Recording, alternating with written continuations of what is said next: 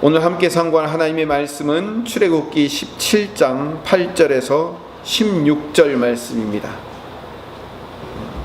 온라인으로 예배 드리시는 분들도 성경책을 찾아서 읽으시면 좋습니다. 구약성경 108쪽 출애굽기 17장 8절에서 16절 말씀 같이 함께 읽도록 하겠습니다. 같이 읽읍시다. 출애굽기 17장 8절. 그때 아말렉이 와서 이스라엘과 르비딤에서 싸우니라. 모세가 여호수아에게 이르되 우리를 위하여 사람들을 택하여 나아가서 아말렉과 싸우라. 내일 내가 하나님의 지팡이를 손에 잡고 산 꼭대기에 서리라.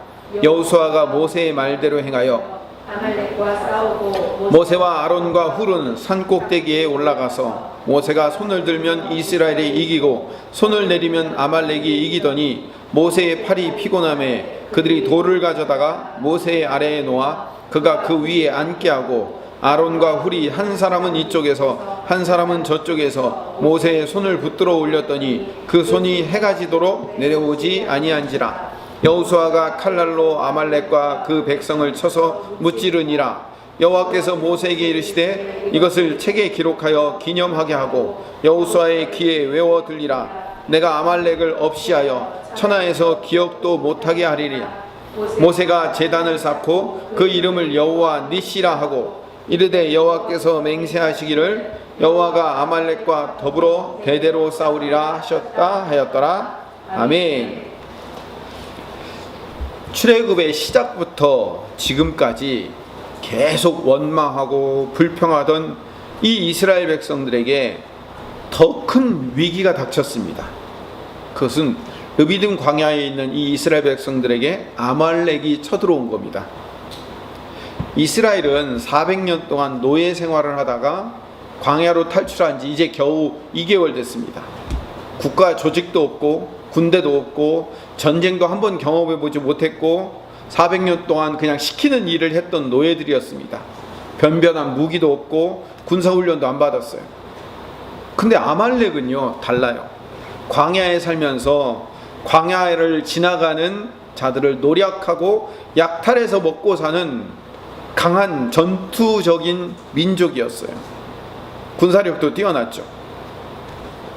물론 이스라엘이 잘하는 거 딱 하나 있었어요. 뭐가 있었을까요? 문제가 생길 때마다 물이 쓰다, 배고프다, 물이 없다, 원망하는 거는 탁월하게 잘했죠. 그런 그들에게 지금 절체절명의 위기가 닥쳐온 겁니다. 광야에 들어온 것 자체가 사실은 이스라엘 백성들에게는 원망거리, 불평거리가 아주 널려 있을 텐데 이 엎친 데 덮친 격으로 아말렉 족속까지 쳐들어오도록 하나님이 왜 허락하셨을까 하는 점을 살펴봐야 됩니다.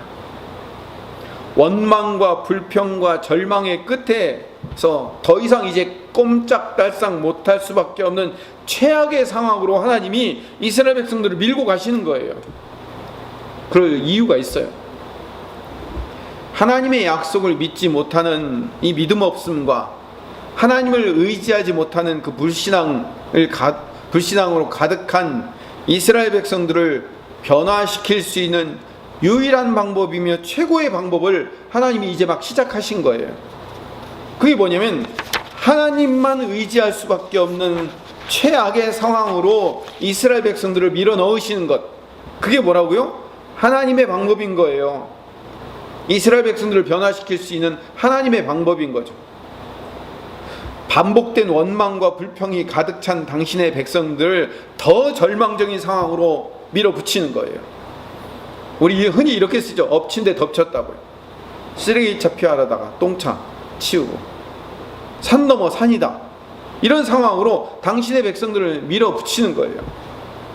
왜 최악의 상황으로 이스라엘 백성들을 밀어붙일까요? 하나님이 원하시는 게 뭘까요? 오늘 설교의 주제를 말씀드릴게요. 항복하는 거예요. 여러분, 항복할 때 어떻게 항복하죠? 손을 들잖아요. 항복. 손들게 하기 위해서 그런 거예요. 손들게 하기 위해서. 오늘 마지막 결론이요. 손드는 거예요. 여호와 니시. 손을 드는 거예요. 이 최악의 상황을 이스라엘 백성들이 경험하면서 우리를 지킬 수 있는 방법이 우리에게서 나오는 게 아니고 내게 닥친 이 문제를 해결할 수 있는 방법을 내가 스스로 찾아낼 수 없다는 것을 발견하는 거예요. 최악의 절망으로 빠지면 힘이 다 빠지죠. 내가 가지고 있던 힘이 다 빠지는 거예요. 그렇게 완전히 힘이 빠졌을 때 그때 어떻게 될까요? 우리는 구원자를 찾게 돼요. 살려달라고 부르게 되는 거예요. 물에 빠지잖아요. 그러면 물에 당장 빠진 사람을 건져내는 것은요 아주 위험한 일이에요. 그러면 물에 빠졌을 때 어떻게 할까요? 허우적거려서요 완전히 그 힘이 남아나지 않을 정도로 힘이 완전히 빠졌을 때 가서 건져야 돼요. 안 그러면요 가서 구하려는 사람들 붙잡고 같이 빠지게 되는 거예요. 완전히 힘이 빠졌을 때 그때 잡아야 돼요. 자기 힘이 남아서 살려달라고 발버둥 칠 때는 들어가면 안 되는 거예요. 이스라엘 백성들이 처음부터 순종하는 백성이었다면 하나님이 이렇게까지 극단적인 상황으로 몰고 가진 않았을 거예요. 그런데 이 이스라엘 백성들의 믿음 없음과 원망이 멈추질 않잖아요. 여러분 지금 주일마다 계속 출애굽기 말씀을 듣지만요, 출애굽 이전부터 그랬지만 출애굽 이전, 출애굽한 다음 이후로 계속해서 원망 불평 계속 나가잖아요. 문제만 생기면 원망 불평이에요. 멈출 수가 없어요. 그래서 이 원망과 불평 속에 있는 이 이스라엘 백성들의 그 원망을 멈출 수 있는 방법은 그 이스라엘 백성들을 완전한 절망으로 몰아넣어서 손들고 항복을 받아내는 거란 말이에요. 지금 이스라엘 백성들이 처한 상황 자체가요 완전한 절망입니다. 모세의 나이가 지금 80세예요. 지도자의 나이가 80세고 군사훈련을 시킬 수 있는 능력도 없고 군사훈련을 시킬 시간도 없고요. 군대 장관으로 세웠던 이 여호수아는 전쟁의 경험이 하나도 없어요. 무기가 있어요? 아무것도 없잖아요. 반대로 아말렉은요 잔인하고 강한 민족이에요. 상식적으로 전쟁은 어떤 군대가 이깁니까? 병력과 무기와 전략과 전투 경험과 사기가 뛰어난 군대가 이기는 거예요. 이스라엘은 이것들 중에서 그 어느 것도 준비된 게 없어요. 근데 이 절망의 자리로 이스라엘 백성들을 밀어넣은 다음에 하나님이 하시는 일이 뭐냐면 상식을 뛰어넘는 결과를 이스라엘 백성들에게 주시는 거예요. 방금 말씀드렸죠. 하나님은 이 아말렉과의 전쟁을 통하여서 병력과 무기와 전략과 경험과 사기로 이기는 것이 아니라 이 전쟁은 하나님의 손에 달려있다는 것을 이스라엘 백성들에게 가르쳐 주시려는 하나님의 계획이 담겨져 있는 겁니다. 그래서 이 절망의 끝에 서 있는 모세가 17장 9절을 봅시다. 17장 9절 같이 한번 읽어볼까요? 모세가 여호수아에게 이르되 우리를 위하여 사람들을 택하여 나가서 아말렉과 싸우리라. 내일 내가 하나님의 지팡이를 손에 잡고 산 꼭대기에 서리라. 여호수아에게 군대를 이끌게 만들고 하나님의 지팡이를 들고 산 꼭대기로 올라가는 겁니다. 이 절망의 끝자락, 최악의 절망의 상황에서 모세가 기댈 수 있는, 모세가 항복하고 손들고 기댈 수 있는 분이 누구죠? 하나님이잖아요. 그러니까 2달 전에 그 홍해를 갈랐던 그 하나님의 지팡이를 손에 잡고 하나님 만나러 산꼭대기로 가는 거예요. 이 전쟁 여호수아가 힘쓴다고 될 수 있는 게 아니라는 걸 아니까, 자기가 여기서 이 전쟁 도와준다고 해서 될 수 있는 게 아니니까 하나님의 지팡이, 하나님이 나를 도우시고 인도하시고 이끄셨던 그 놀라운 기적의 순간들이 당겼던 그 지팡이 손에 들고 하나님 만나러 올라가는 거예요. 그랬더니 11절에 아주 놀라운 기가 막힌 하나님의 역사하심을 발견케 하신 겁니다. 11절에 보니까 모세가 손을 들면 이스라엘이 이기고 손을 내리면 아말렉이 이기더라는 거예요. 여러분, 이게 하나님의 탁월하고 기가 막힌 방법이에요. 전쟁의 승패가 하나님께 있다는 것을 배우는 거예요. 오늘 우리가 부른 찬양이 뭐예요? 전쟁은 누구에게 속했다고요? 하나님께 속했다고 우리가 찬양했잖아요. 여호수아가 아무리 열심히 싸워도 모세가 손 올리지 않으면 소용없는 거예요.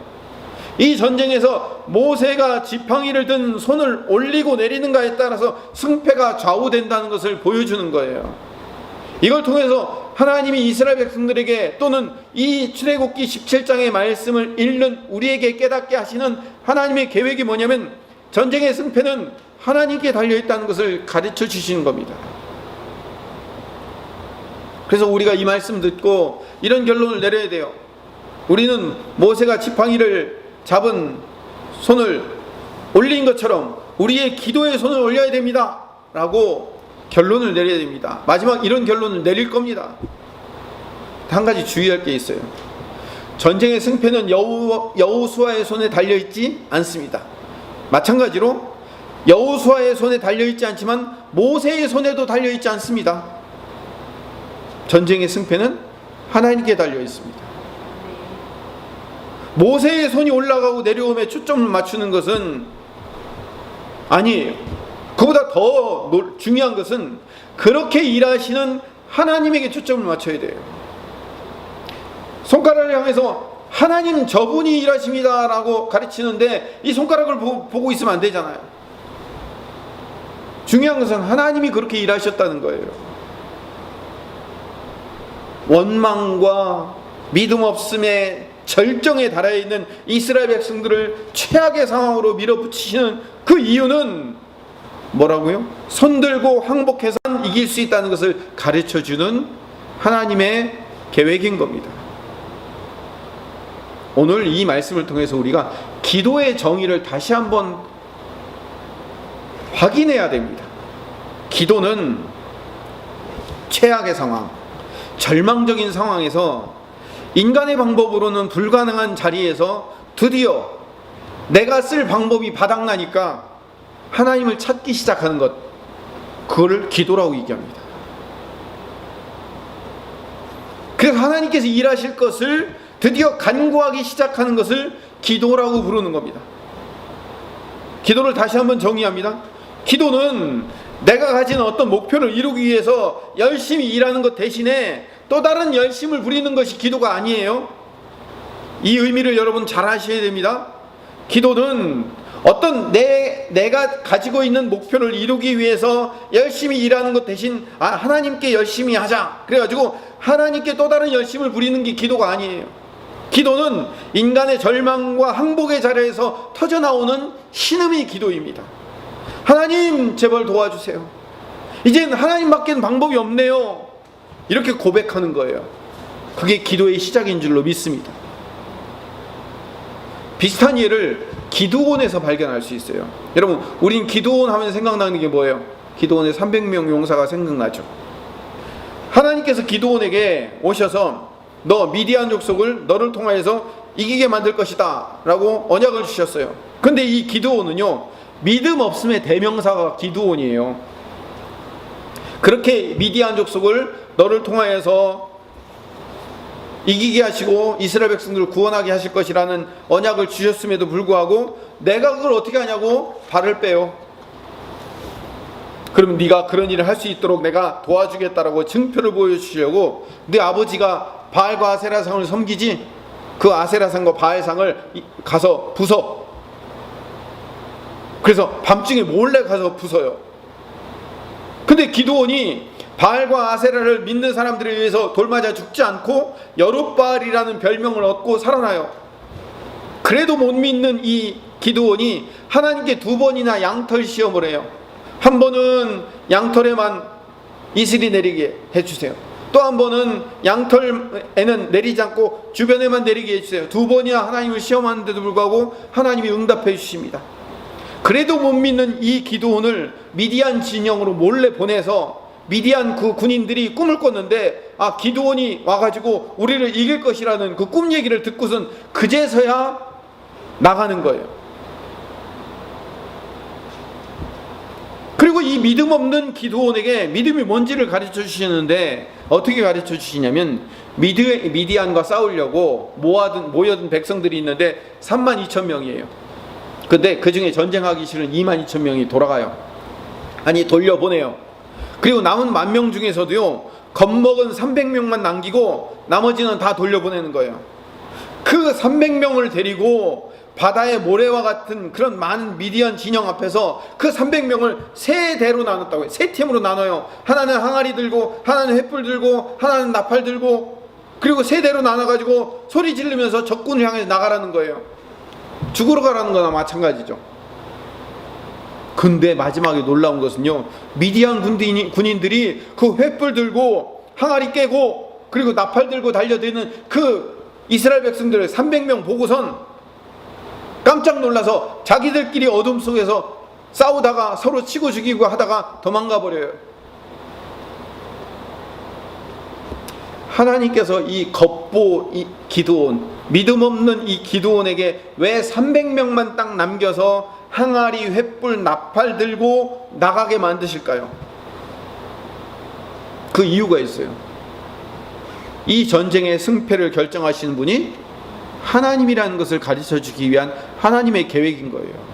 여러분 한번 생각해 보세요. 미디안 군인들은 모래와 같이 많다고 그랬어요. 어마어마한 거예요. 몇십만인지 몇백만인지 아주 셀 수 없을 정도로 어마어마한 군대 앞에서 300명이, 그것도 한꺼번에 가는 것도 아니고 세대로 나눠가지고 100명씩 그것도 전쟁의 무기를 들고 가는 게 아니라 항아리, 횃불, 나팔 들고 가는 게, 그게 전쟁을 이기겠다고 나가는 겁니까? 죽으러 나가는 거죠. 계란으로 바위치기나 마찬가지죠. 그런데 이기게 하신단 말이에요. 여기서 뭘 깨닫느냐고요, 기드온이.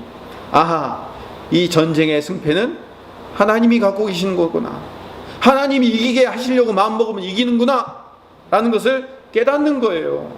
그래서 300명을 남겨주시는 거예요. 기드온 용사 300명이 아니라 아무것도 할 수 없는 300명을 남긴 거란 말이에요. 기드온에게 일부러 최악의 상황을 만들어 주시는 거예요. 인간의 열심, 인간의 노력이 전혀 첨가하게 되거나 들어갈 수 없는 그런 최악의 상황으로 밀어넣은 다음에 하나님이 짠하고 나타나셔서 내가 이 전쟁의 결정권자야, 내가 이기게 만들어 줄 거야 라고 말씀하시는 분이 하나님이신 거예요. 다시 반복합니다. 기도라는 것은요, 최악의 상황, 절망의 자리에서 하나님을 찾는 거예요. 우리 한국교회가, 아니 한국교회는 뭐 고사하고 우리 김포수종교회가 우리 각자의 심령이 최악의 상황, 절망의 상황으로 치닫고 있잖아요. 여기서 하나님을 찾는 거예요. 하나님을 찾도록 만들기 위한 하나님의 계획이 우리 안에 담겨져 있음을 믿습니다.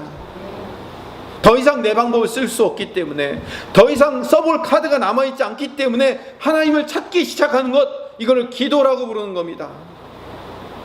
이제 하나님 아니면 안 됩니다. 하나님만 나의 유일한 방법입니다.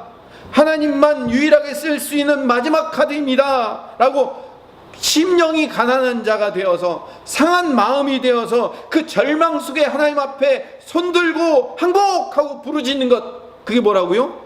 기도라는 겁니다.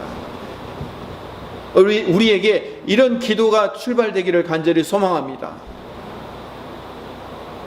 또 한 사람, 전쟁의 승패가 하나님께 있다는 것을 정확하게 깨달은 사람 한 사람이 있어요. 그 사람이 누굴까요? 다윗이에요. 골리앗 앞에 다윗이 섰다는 것은 인간적인 방법으로는 이길 수 없는 최악의 상황, 절망의 상황에 들어가 있다는 거예요.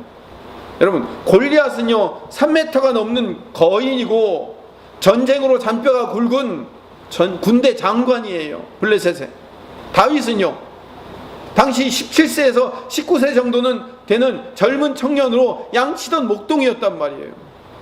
든 무기도 무기라고 볼 수 없는 물맷돌 들고 나간 거예요. 말이 안 되는 상황이죠.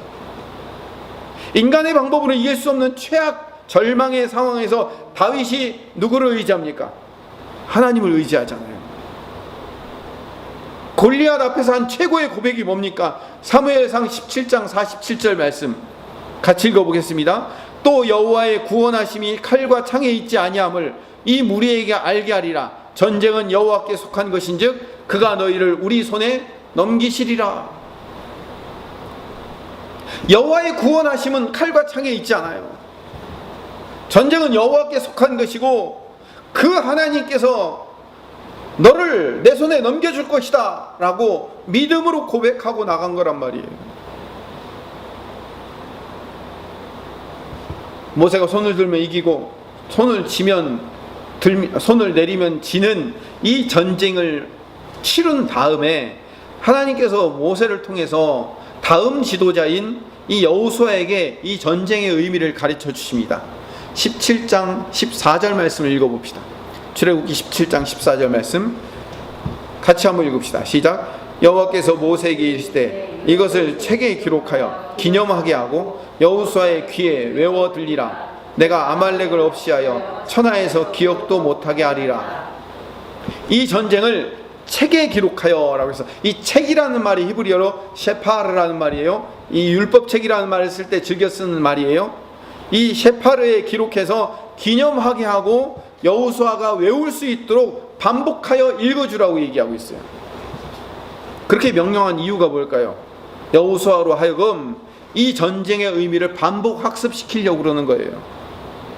여호수아가 반복 학습을 통하여서 계속 그 전쟁의 의미를 계속 외울 수 있을 만큼 계속 반복하여 들려줌으로 말미암아 여호수아가 기억하고 암송해야 될 것은 뭐냐면 이 전쟁은 하나님께 속해 있으며 이 전쟁은 병력과 무기와 전략과 경험과 사기로 이기는 것이 아니라 하나님께 손들고 항복하여 하나님 도와주세요, 하나님 살려주세요 라고 손들고 하나님 앞에 나아갈 때 그 하나님이 승리를 주신다는 것을 발견하고 믿고 깨닫게 하기 위한 반복 학습을 위해서 그것을 귀에 외울 수 있도록 계속 반복하라고 말씀하시는 거예요. 이렇게 귀에 외울 수 있도록 계속 반복하는 것을 뭐라고 부르는지 아십니까?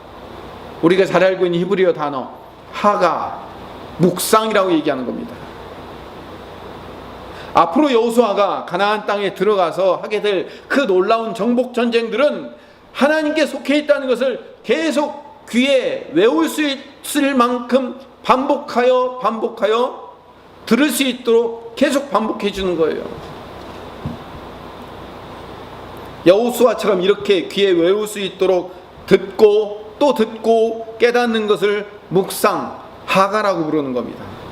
히브리어로 이 하가라는 단어는 읍조리다, 중얼거리다 이런 뜻인데 이거를 이 하가라는 단어를 문자적으로 읽으면 말씀을 루틴하게 그냥 쓰고 읽고 암송하고 기계적으로 이걸 우리는 묵상이라고 하가라고 들을 수 있는데 아니에요. 여러분 우리가 문자적으로 읽지 말고 우리 그 하가의 의미를 상징적으로 들어보자고요.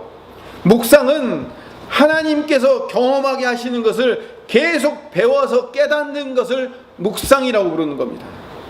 그래서 여호수아로 하여금 하가 묵상하게 만들었는데 아말렉 사건을 묵상하게 만드는 거예요.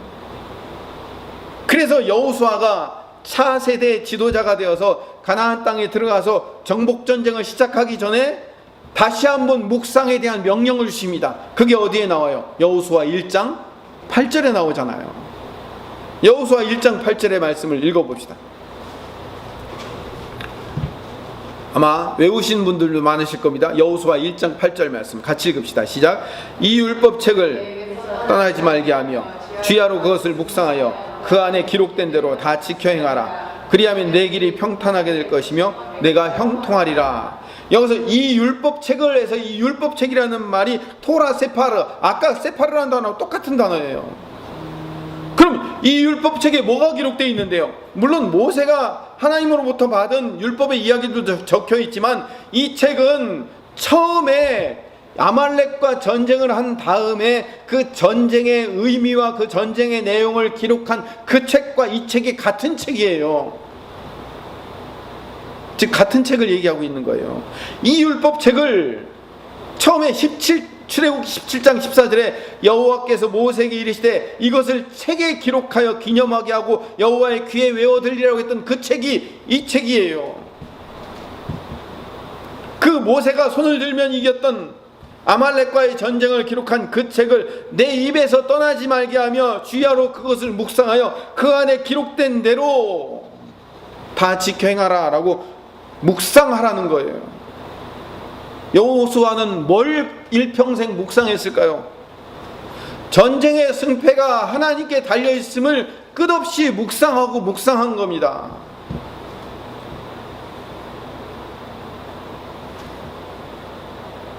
우리가 묵상이라는 단어의 의미를 다시 한번 되새겨야 돼요.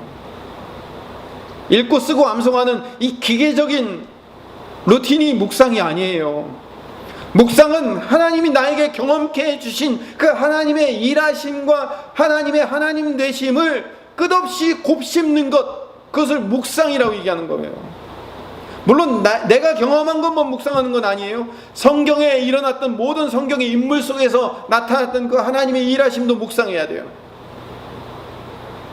그러니까 하나님이 내 삶 가운데, 다윗의 삶 가운데, 모세의 삶 가운데, 아브라함의 삶 가운데 일하셨던 그 놀라운 일하심을 끊임없이 곱씹는 걸 뭐라고 얘기한다고요? 하가, 묵상이라고 얘기한다고요. 그래서 그 묵상을 한 사람의 결과는 하나님만이 내 인생을 이끄시며 내 인생에 승리를 주시는 유일하신 분이심을 외워 묵상하는 거예요. 하나님이 일하셨지, 하나님이 나와 이렇게 함께 하셨지를 늘 끊임없이 기억하는 것, 이게 하가예요. 하나님이 일하셨음을 내 머리에 두지 않는 것은 그건 아무런 의미가 없는, 그냥 우리 입술로 그냥 우리 입술로 그냥 루틴하게 그냥 하는, 그냥 암송, 읽기, 쓰기 밖에는 안 되는 거예요. 모세가 아말렉과 전쟁을 시작하기 전에 뭘 들고 갔다고 아까 9절에 나와 있었죠? 17장 9절에 하나님의 지팡이를. 여러분, 모세도 지금 하가 묵상하고 있어요. 왜 모세가 묵상하고 있는지를 잘 보세요. 모세가 묵상하는 것은 뭐냐면 하나님의 지팡이를, 이 절체절명의 위기, 더 이상 물러날 수 없는 이 공간 속에서 하나님의 지팡이를 들고 산꼭대기로 간 거예요. 하나님의 지팡이를 들고 산꼭대기에 갔다는 것은 뭘 의미하냐면 지금 하나님을 묵상하려고 그러는 거예요. 하나님이 이 지팡이를 통해서 뭐 하셨어요? 애굽 땅에서 10가지 재앙을 내렸잖아요. 홍해를 이 지팡이로 갈랐잖아요. 반석에서 물을 냈잖아요. 그러니까 그 하나님의 일하셨음이 어디에 담겨져 있는 거예요? 이 지팡이에 담겨져 있잖아요. 그래서 그 지팡이를 들고 산꼭대기로 올라간 거예요. 지금까지 나를 통하여 나와 함께 하신 하나님, 10가지 재앙을 내리시고 홍해를 가르셨고 반석에서 물을 내시고 만나와 메추라기를 주시고 구름 기둥과 불 기둥으로 인도하셨던 그 나의 하나님이 어디에 적혀 있어요? 이 지팡이에 적혀 있잖아요. 정말로 지팡이에 글로 적혀 있다는 의미가 아니라 상징적인 의미로 거기에 들어가 있잖아요. 그 지팡이 들고 다시 산 위로 올라간다는 것은 이제 누구를 의지하겠다는 거예요? 하나님 의지하겠다는 거잖아요. 이거를 묵상이라고 얘기한다니까요. 이게 하가예요. 그래서 하나님의 지팡이를 들고 산꼭대기로 올라간 거예요.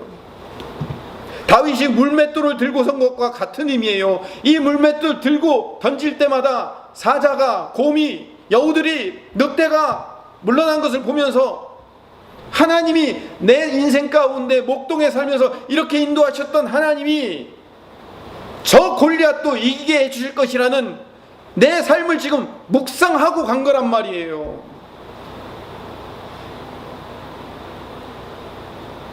오늘 말씀의 결론을 내리겠습니다. 이 말은 15절에 있는 여호와 니시와 연결이 된 겁니다. 지팡이는 어떤 특별한 힘을 갖고 있지 않아요. 모세가 가지고 갔던 그 하나님의 지팡이 자체에 어떤 힘이 있는 건 아니에요. 그 기적을 일으켰던 그 지팡이를 가지고 왔기 때문에 기적이 일어난 건 아니에요. 그 지팡이를 가지고 경험한 하나님을 묵상한 거예요. 그 능력이 하나님께 있음을 그 지팡이를 가지고 묵상한 거예요. 하가한 거예요. 하나님께서 모세나 여호수아를 사용하실 때 모세의 능력, 여호수아의 능력, 그 쓰임새 조건, 훈련의 정도를 가지고 측정해서 평가하시고 사용하시는 게 아니에요. 모세나 여호수아는 하나님의 일하심에 그냥 지팡이일 뿐이에요. 주인에 의해 선택된 도구라고요. 지팡이는 그 능력이 탁월해봐야 지팡이일 뿐이에요. 지팡이는 주인의 절대적인 권력 앞에 도구일 뿐이라고요. 아말렉과의 전투에서 지팡이를 든 손을 높이 드는 것, 그것은 뭔 의미하느냐? 전에 우리를 위해 일하셨던 그 하나님의 일하심과 그 하나님의 능력과 하나님의 위대하심을 다시 의지하겠습니다라는 표현이에요. 그래서 모세가 지팡이를 잡은 손을 들었을 때 하나님이 역사하셨던 이유는, 나는 하나님 앞에서 도구이며 지팡이일 뿐인데 능력은 내게서 나오지 않고 하나님에게서 나오기 때문에 하나님, 내 손을 들어 항복합니다. 나는 아무것도 할 수 없습니다. 하나님이 지금부터 일하셔야 됩니다. 그렇지 않으면 우리는 멸망할 수밖에 없는 절체절명의 위기입니다 라고 하나님 앞에 두 손 드는 거란 말이에요. 지팡이를 내리고 손을 내렸다는 것은 뭘 의미할까요? 지팡이를 내렸다는 것은, 지팡이 내리고 뭐 했을까요? 전쟁이 어떻게 되나 쳐다봤을 거 아니에요. 이기고 있나 지고 있나 어떻게 하면 되지? 하고 우리에게서, 나에게서 뭘 기대하고 있을 때는요, 손을 내리게 되는 거예요. 그럴 땐 진다고요. 내가 승리할 어떤 조건을 갖고 있었다고 묵상하지 마십시오. 어떤 노력이든 그것이 종교적인 행위요, 기도, 말씀, 찬양, 나의 어떤 노력과 나의 어떤 열심이 승리의 조건이 될 수 없습니다. 내가 승리의 도구가 될 수 있었던 유일한 이유는 하나님에게서 방법을 찾을 수 있습니다라고 내가 항복할 때 나의 사명을 다하는 거예요. 그게 나의 유일한 승리의 조건이라는 사실을 기억하시기를 바랍니다. 이 사건이 마치자마자 모세가 제단을 쌓고 그 제단의 이름을 여호와 니시라고 불렀어요. 이 여호와 니시는 여호와는 나의 깃발이다, 이런 뜻으로 해석을 해요. 절체절명의 순간에 모세가 하나님의 지팡이를 든 것처럼 저도 저의 인생의 위기 속에서 기도의 깃발을 들겠습니다. 하나님, 이 절망의 상황에서 우리를 도와주시옵소서, 나의 이 문제를 해결해 주시옵소서라고 부르짖는 기도의 깃발을 흔들면 승리했기 때문에 하나님 앞에서 기도의 깃발을 흔듭니다 라는 의미가 뭐예요? 여호와 니시인 거예요. 15절에 이 여호와 니시를 16절이 반복해주고 있습니다. 조금 어려운 얘기를 잠깐만 해볼게요. 16절을 봅시다. 16절을 같이 읽어보면 앞부분의 시작, 이르되 여호와께서 맹세하시기를 여호와가 아말렉과 더불어 대대로 싸우리라 하셨다 하였더라. 그 여호와께서 맹세하시기를 앞에 번호가 쓰여져 있죠. 맨 밑으로 가면 뭐라고 되어 있습니까? 여호와의 보좌를 향해 손을 들었으니. 근데 여호와의 보좌를 향해 손을 들었으니 하는 말이 앞에 여호와께서 맹세하시기를 이라는 말보다 훨씬 좋은 번역이에요. 왜냐하면 개정개혁, 우리가 가지고 있는 이 성경만 여호와께서 맹세하시기라고 번역이 되어 있고, 새번역, 표준새번역, 쉬운 성경, 공동번역, 이 개혁 개정이 아닌 다른 모든 성경은 다 어떻게 번역이 되어 있냐면 여호와의 보좌를 향해 손을 들었으니로 번역이 되어 있어요. 그 여호와를 향해 손을 들었으니가 좋은 번역이에요. 왜냐하면 우리말로 맹세라고 번역된 이 캐스라는 단어는 원래 자리, 보좌 이런 뜻인데 맹세라는 뜻이 아예 없어요. 그러니까 하나님의 보좌를 향해 모세처럼 지팡이를 잡은 손을 들면 이깁니다 라는 얘기예요. 그러니까 우리 애가 기도의 깃발을 하나님 앞에 들면, 우리의 기도의 깃발에 손을 들면 하나님이 영원토록 아말렉과 싸워주실 겁니다 라고 고백하는 이야기라니까요. 그래서 여호와 니시라는 말은 여호와는 나의 기도의 깃발을 들고 흔들 때 승리를 주시는 하나님이십니다 라는 뜻이 되는 거예요. 하나님의 보좌를 향해 내 손을 들어야 되는 거예요. 그게 여호와 니시예요. 내 손을 드는 것, 하나님의 통치하심을 향해 기도의 깃발을 흔드는 거예요. 이걸 기도라고 부르는 겁니다.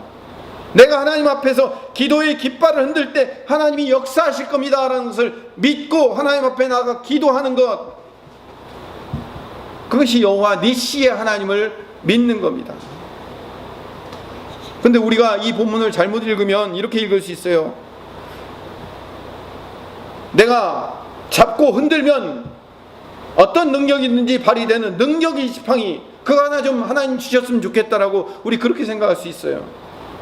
하나님께서 능력의 지팡이를 모세가 가지고 있던 그런 능력의 지팡이 하나를 주셔서 그걸로 홍해도 가르고 아말렉도 이기고 반석도 쳐서 물을 내는, 그렇게 마음껏 휘두를 수 있는 그런 지팡이를 달라고 기도하면 그건 잘못된 거예요.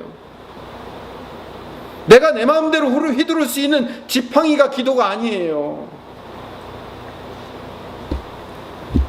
하나님은 나에게 능력의 지팡이를 주시려고 기도를 시키는 게 아닙니다.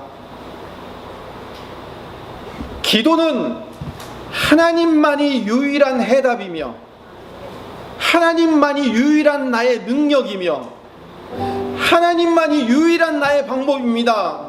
이 절체절명의 위기 속에서 이 문제를 해결할 수 있는 유일한 방법은 오직 하나님 당신뿐입니다 라고 하나님 앞에 항복의 깃발을 흔들며 기도의 깃발을 흔들며 나아가는 것, 그게 우리가 여호와 니시의 하나님을 믿는 겁니다. 그럴 때 주님이 치유해 주시고 주님이 회복해 주시고 주님이 우리에게 바꿔주시고 변화시켜 주신다는 사실을 믿는 거예요. 주님만을 의지하는 그 마음의 깃발을 흔드는 것, 그걸 여호와 니시의 하나님을 믿는다고 부르는 겁니다. 그래서 여호와 니시, 깃발이신 하나님, 나의 깃발을 흔들 수 있는 하나님, 이렇게 부를 수 있는 겁니다. 우리 기도는 다시 한번 말씀드립니다. 능력의 지팡이를 휘둘러대는 게 아니에요. 능력은 오직 하나님께 있습니다. 하나님으로부터만 나옵니다. 그렇기 때문에 나는 하나님 앞에 위기의 순간마다 항복하고 손들고 기도하며 하나님 앞에 손을 흔드는 거예요. 나의 깃발을 흔드는 거예요. 하나님 여기에 여기. 하나님 항복합니다. 하나님 지금 하나님 도와주시지 않으면 우리 교회는, 한국 교회는 안 됩니다. 방법이 없습니다. 제발 도와주세요 라고 하나님 앞에 손을 들고 항복해야 되는 것, 그게 기도입니다. 우리 그런 기도를 드리는 기도의 사람 되시기를 간절히 소망합니다.